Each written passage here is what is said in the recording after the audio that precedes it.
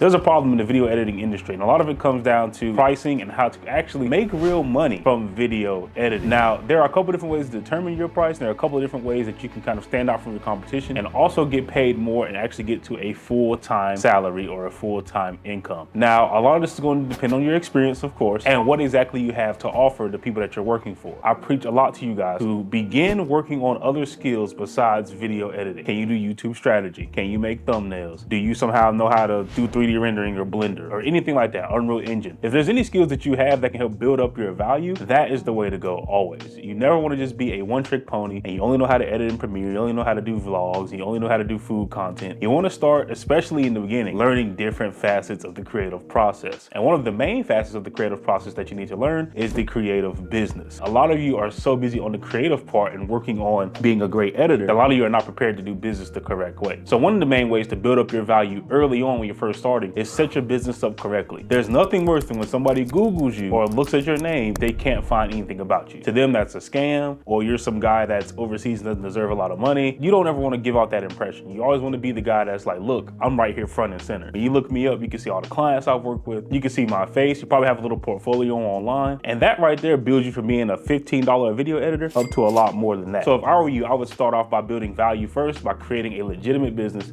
and getting your presence down online. Which brings me to my second point, which is begin building a personal brand early. Right now, video editing is at the max market sophistication. Everybody wants to sit behind the computer and work remote and make cool videos for YouTubers or these online internet gurus. But what I'm here to tell you is you need to start making videos for yourself. There's no way to get clientele like that unless you make your own videos. They don't believe that you can make cool videos because they've never seen you make cool videos. You have to start putting in the amount of time that you need every single week into doing the exact thing that I'm doing right now, making YouTube videos, and begin building your personal brand on Instagram, Twitter, wherever you're comfortable at. Just start with one and spend all your time there creating content, dropping videos, dropping tips, tutorials. This is what's going to get you hired by the bigger guys, and we all know the bigger guys are the people who pay the most. Now, third, I'm going to honestly say, when you're first starting out, it's okay to work with lower budget people because you need to get a portfolio made for yourself. However, when you start getting a little bit of notches under your belt, it's time to start moving up your clientele. It's time to start working with people that are only offering you 25 bucks a video, or they want to pay you to do all these videos for damn near nothing. You don't want that. You want to start building up a brand, and you want to start building up consistent workflow and consistent payments. The main way to start making a full-time income is to start working with lower amount of clients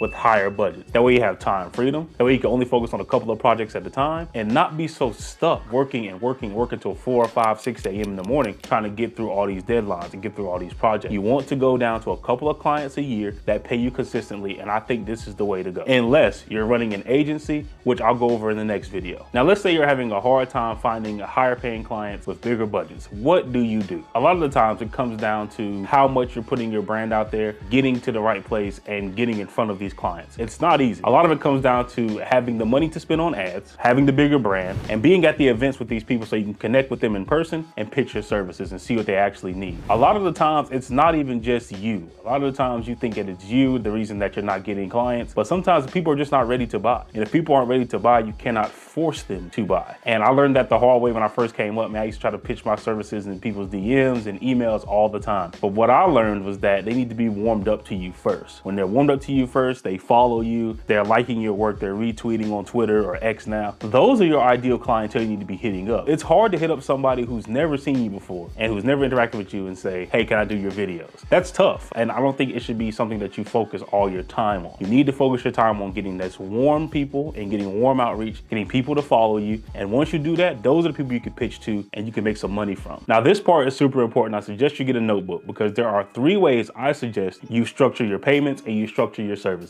You either do a per project basis, you do a retainer basis, or if you work for YouTube channels, you do a ad revenue basis. So on the project basis, you want to have a good set price that's going to actually help you. And what I learned from somebody on Twitter actually was to set them up kind of like your bills, right? So some people say that if your light bill is $200, you need to set that as your per project basis. You want to make sure one bill is covered per project. And I think that's actually really smart if you're getting into freelancing. Freelancing is a little tough because there are people who do want to undervalue you and people people who do want to take advantage of you. But what I'm telling you is if you set your price to actually cancel out each bill that you have, you're gonna have a lot better time making a full-time income, and you're gonna be able to take days off instead of working all month long trying to get these deadlines and these projects done. And you wanna be able to pocket a little bit of money to put into your business or to put into ads or to get somebody to edit even your videos. Make sure whatever you do on your per project basis, you either cover at least one bill or you charge maybe double the bill to make sure you have the extra money left over for profit. The second way, which is my favorite, is the retainer. The retainer model is probably the easiest and the smartest model you can do to actually become a profitable video editor. What you do is you take a set amount of videos per month and you put a price to it, right? And so let's say I edit 6 videos a month for a creator, and my price is I want to get paid $2,500 for 5 of those videos. That includes everything. That includes you doing After Effects, that includes you doing all the cool different fancy things in your videos. And what that's going to do is give them one set price per month. They know what they're getting and it's not confusing to them. And they'll have to keep sending invoices over and over again. You send one invoice for the month, they pay it ahead of time, and you knock out the 5 videos as fast as you can and as good as you can. That way you can keep getting that next retainer every single month. And you can do this for as many clients as you want. And this is actually one of the smartest ways to start building up kind of an agency format or an agency business model. I suggest that you get into the retainer model as fast as possible, but at first start at your per project basis to get your portfolio right and to make a little bit of money on the side. Third, and the last way to make money from video editing is going to be on an ad revenue basis. Now, this only works for people that are monetized on YouTube. Let's say you're editing for a YouTube creator that runs a food channel or that runs a basketball channel or that runs some type of vlogging channel, and they make $25,000 a month off that channel. You can ask for 25, 30, 40%, or even 50% of the ad revenue because you are contributing heavy to this channel. Without an editor, a lot of these people will not make these videos, or they won't be nearly as good, or they won't have the greatest retention. But you know how to make dope videos and you know how to keep retention high in the beginning. So what I suggest, if you are working with a YouTuber that is monetized, look at their stats, look at their analytics, and do what makes sense. If they're making $12,000 a month off of YouTube and they have other business going on as well, I think that you deserve a little bit more than 25% of the revenue. You can probably get about 30 to 40% just by helping them in running their entire channel. Now, asking for ad revenue split can be really tough because they feel like it doesn't make sense, or they feel like you haven't been working as much as they have. But I can assure you, the more time you put in, the more work you put in on their channel, ad revenue split makes a lot more sense for you, and it allows you to make more money based off of performance. You get paid more the more work you put in and the better the videos are, which is good for you because you're gonna make dope videos anyway. Now that we do have all that covered, I want to say this. Do not go off of the fair market price all the time. The fair market price right now for some people is about $150 to $200 a video. If you feel like you're worth more than that, sell your services that way. However, just know that sometimes you're gonna get a lot of no's because the market value for most videos right now is $150 to $200 per video. And this is coming from working with YouTubers that do 10 to 12 minute videos every single day. So for some people that's okay, but for a lot of people, they do not want to spend that much time working on the video and only getting paid $150 to $200 per day. Now, if you like this video and you want to learn more about how to get your video editing business off the ground, how to make more money as a freelance video editor, make sure you go on the link down below and join the Forge. That's my Discord community. It's completely free to join. However, there is a paid membership if you want to learn more about it and get access to my free courses. Make sure you join the Forge down below, and I'll see you guys in the next video. Peace out.